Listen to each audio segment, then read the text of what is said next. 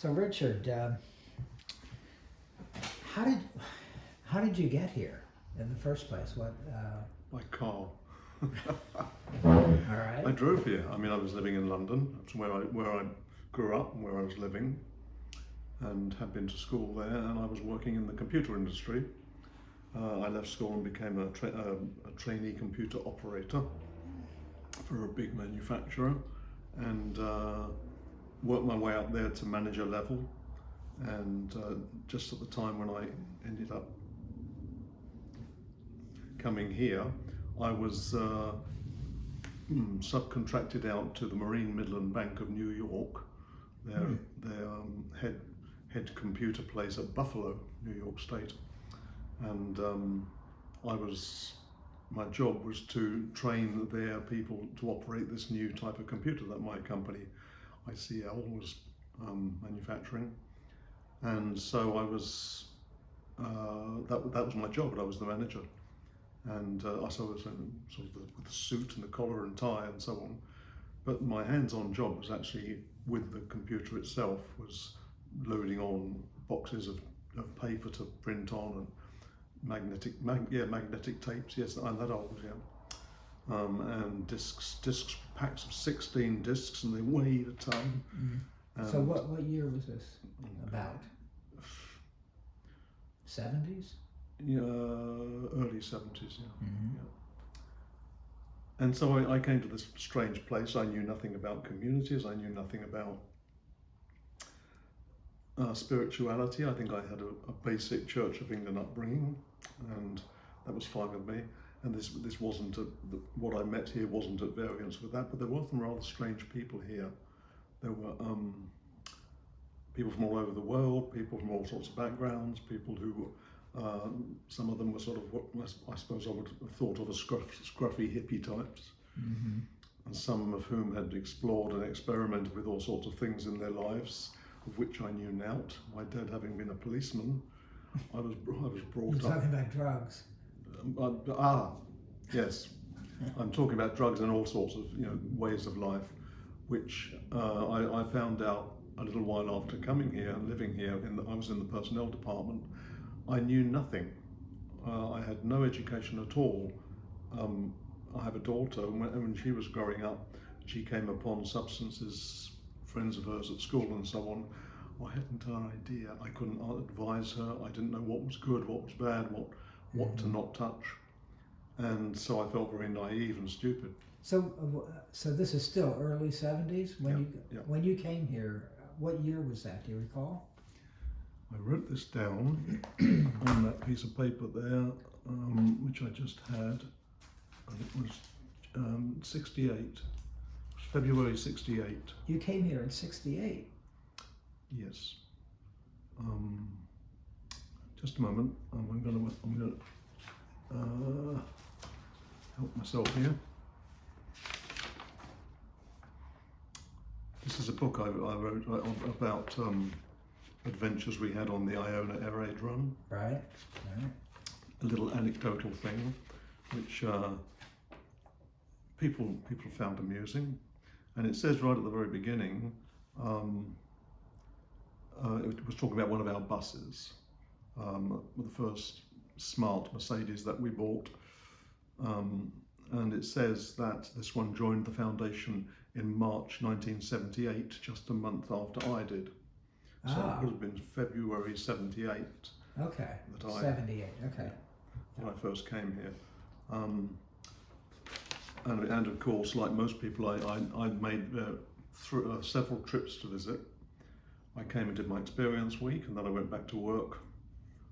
People were asking, "What did you do in this strange place in Scotland? What did you do with these hippies? What were they up to?" Hint, hint, snigger, snigger. And I went back to my work, carried on as usual, had to earn my keep, and then I came back here and did a workshop called, oh dear, can't really remember. I came back twice and did 2 more 1-week workshops with a gap in between. So I drove up from London. I loved to motor in those days. I was a motorist, always had my own car, and travelled up here and lived at Cluny Hill, which was one of the foundation's campuses, campi, and so I spent a week on a workshop there, and I spent another week, I suppose, probably about 6-8 months later. So I had 3 periods here: the experience week and then 2 workshops. And then there was the opportunity to come and spend longer, to join the Living in Community Guest Program, LCG. We love our abbreviations here. Can be confusing. I'm confused, and I've been here for 50 years. Let me ask you before we get into LCG, which I think is what it's still called right now, Living in Community as a Guest. Right now. How was it? How was your experience week in 1978? Did it take place at Cluny, or Yep. Took place at Cluny. The foundation had bought Cluny, an old 4-star hotel, and it was built as a hotel. It was managed as a hotel, and people would come and stay there. They'd come to the Scottish Highlands to do their golfing or hunting, shooting, fishing, whatever they were doing. And they would bring their cars, and they would drop them off in the Cluny garage, which was a big old-fashioned garage at the bottom of the hill, where they could be serviced. And this was a proper garage, and that was my first job in the foundation. Well, anyway, before we digress, I want to focus on the experience week. Right. Okay. So you showed up on a Saturday. Yep, on the Saturday, and shoehorned into a room in Cluny with 2 other people, a Dutchman called Anna-Klaas Zwart, which is irrelevant, but it just shows the mix of people that we have coming here. And they were nice enough people, they were harmless. I didn't quite understand what they were talking about when they sat in that room with their eyes closed. Do you remember who your vocalizers were? A man called Michael Linfield. Oh, really? Okay. So he's a very popular name still. Yeah, and a lady, I think it was probably Carol something, an English girl. Can't remember too much. Anyway, but that was. Then how many people were in the experience week? Probably 26, 27. Okay. From all over the world. Lots of Americans. Americans were popular here then. And not that they're not popular, just there were lots of them. There were Canadians, there were a few Australians, there were quite a lot of Brits, English people, a few Scots, and a real mix. And so it was a good experience of different nationalities. Was it an interesting, enjoyable, cathartic, experience over the week? Yeah, there were. It was filled with all sorts of things that the foundation was into. There was a trip up the river to a beauty spot on the river called Randolph's Leap. There was some time spent dancing. I mean, sacred dance. Now, there's a title for you. Ooh, I believe it's Heiliger Tanzen is the German, which is holistic dancing. It was folk dances from all sorts of different countries. We called it sacred dance. That seemed an innocent name. I always remember my daughter thinking it was secret dance. Dad does on a Tuesday. And so we did an evening, and it was nice. It was dead simple. It was easy. This dancing that we did, it wasn't complicated stuff. Now, interestingly, later in my life, I learned the dances, and I became one of the main teachers here. Oh, really? Myself and Anna Barton, we taught all the experience weeks every week, and our sessions during the middle of the week in the Universal Hall. Which is a wonderful facility we have here that we built, a 5-sided building, and just a beautiful place. And there I was with, teaching people, maybe 100 people, 3 circles of people, 1, 2, 3 circles. Right. And me, a dance teacher, unlikely, but people loved it for some reason. I think there were some very holy, sacred dance teachers, very holy, and there was me. And basically, I wasn't going to be too perfectionist about it. I said to people, I want you to have a good time with me. We're here to have a good time. There are no wrong steps, just variations. Right. And we're learning, so you're not going to get it all right, so don't worry. There's nobody watching you. We're not taking notes. We're here to have a good time. Now, some of the more purist people around the foundation thought, he's a little bit irreverent, isn't he? But then I've come across people, and believe it or not, this all these years later, I've had people come here who remember me teaching them dance. Oh, great. You taught our group to dance back in 19 whenever. And they remember the dance, they remember the humour, they remember the irreverence, the fact that I wanted to laugh about it.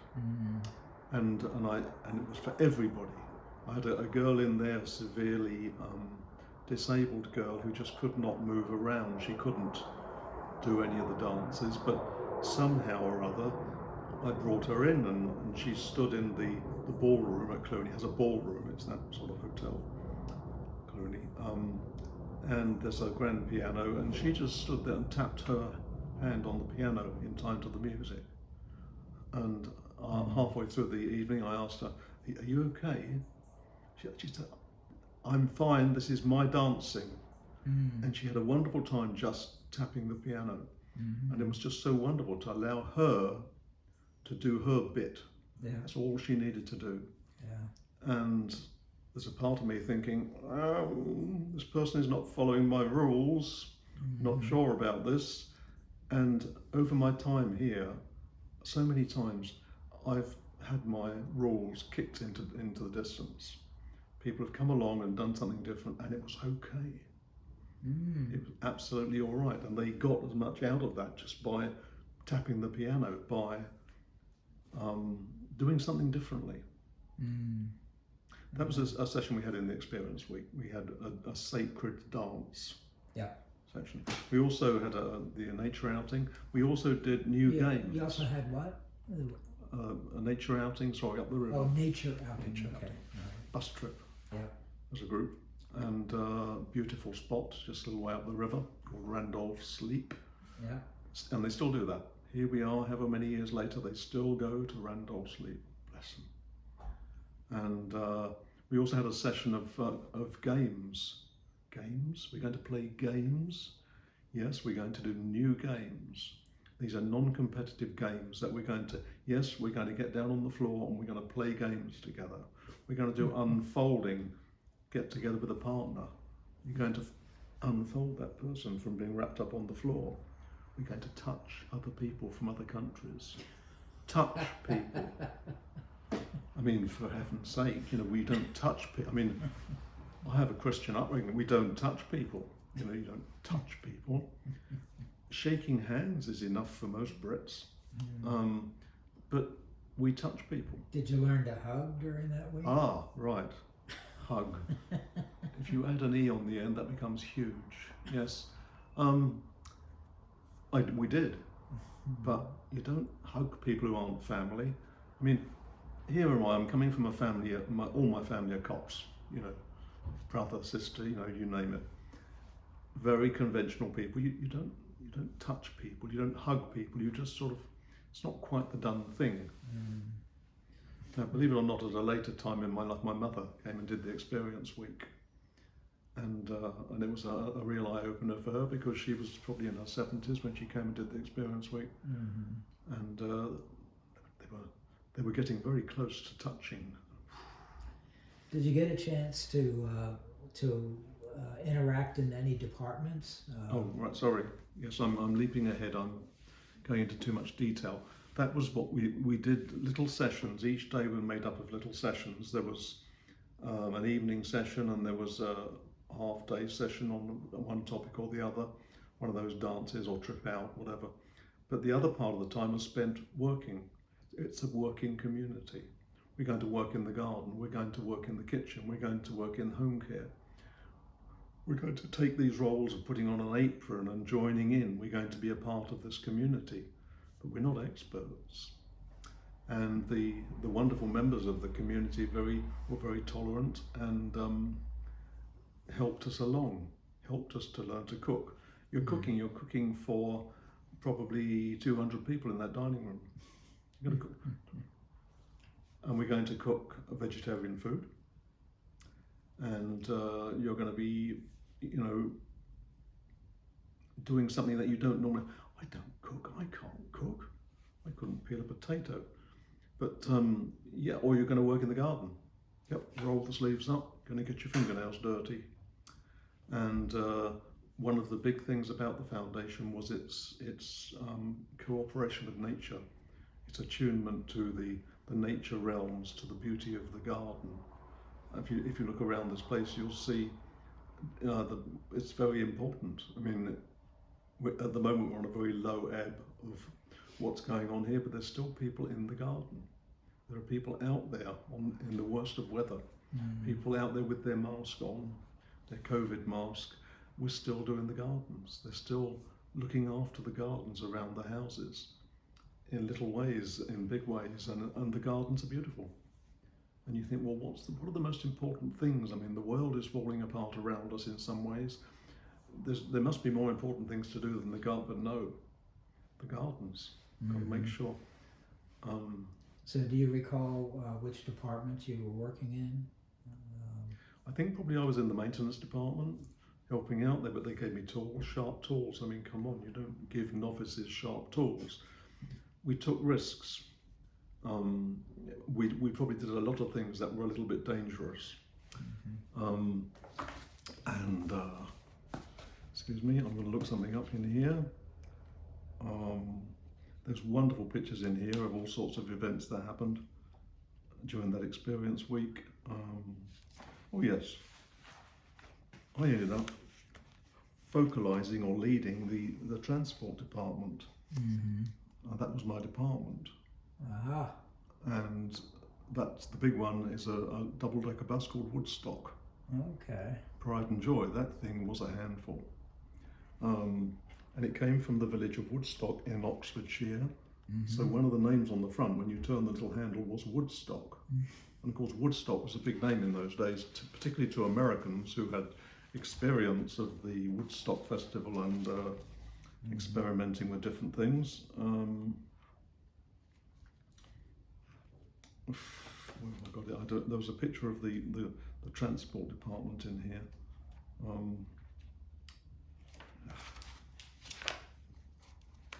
Talk among yourselves a bit.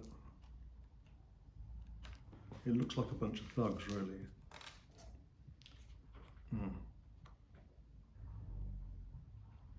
Well, we can hold that for another time also. Yep.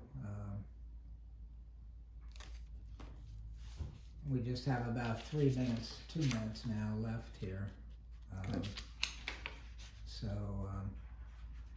what impressed you? Oh, here you go. Did you find it? No. No, but this is Cluny Hill. This is the sanctuary, the meditation place. Yeah. That was important. Both here in the park and at Cluny was that sanctuary, they call it. Yeah. A place that people gather together to be quiet. To be, if they knew if they'd taken courses in meditation, or if they just wanted to be quiet. Yeah. This is Cluny Hill. It's a beautiful old building. This is the dining room. They've prepared that meal for 200 people. And these are the people who've actually prepared it, and they're mostly guests. Probably there's one person who knew the kitchen, knew how to use it.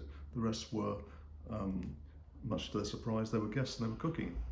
And they would stand in a circle, hold hands. They'd hold hands again, for goodness sake, and they blessed the food. And that was important, just to close your eyes and to bless the food, just seeing it filled with good vibrations, or whatever words you want to use. I mean, I wasn't into all the words at that time. I was all a bit straight. Yeah. So that's what they're doing. They're blessing God.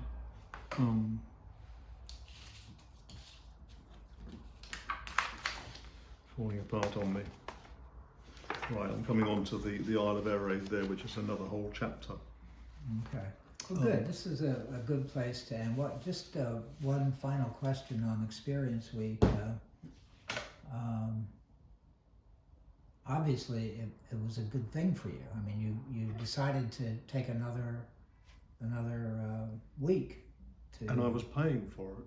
You were paying for it. Okay. I was paying for these people to lead me in these strange things, these strange rituals. Yeah. Sitting silently. Yeah. Not that I knew what I was doing, and going for walks up the river and oohing and ahhing at everything and not really understanding any of it.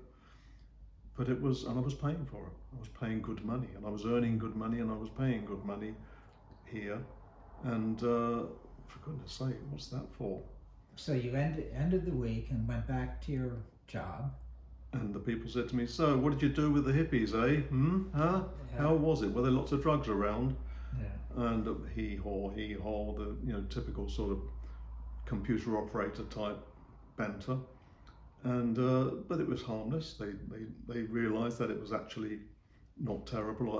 I only had one head still, and hadn't gone too weird. And my clothes were still the pretty normal sort of jeans and sweater that I wore, or a suit. I wasn't all of a sudden gone hippie. I never did in all my years. No, I was just, they sort of took it for granted. I can remember once I was a smoker at the time of tobacco, and my father once asking me, "So what does Mr. Findhorn think of you smoking tobacco?" You know, looking over the top of his reading glasses, rather accusatorily. And, you know, true, good point. Why was I still smoking tobacco? So yeah, it was a good experience all round, and I think my parents, they were okay with it, but the family all did sensible things for their holidays. They didn't go to these strange communes. They didn't like the one named community. So how long was it before you went back to Findhorn? It was probably sort of 6-8 months in between each trip. Okay. And then finally I decided maybe it's time for me to go and spend a longer time. And there was this program, this 3-month program. I want to hear about the next one. So let's stop here before we jump ahead. Okay. Very good. Richard, thank you very much for this first session. And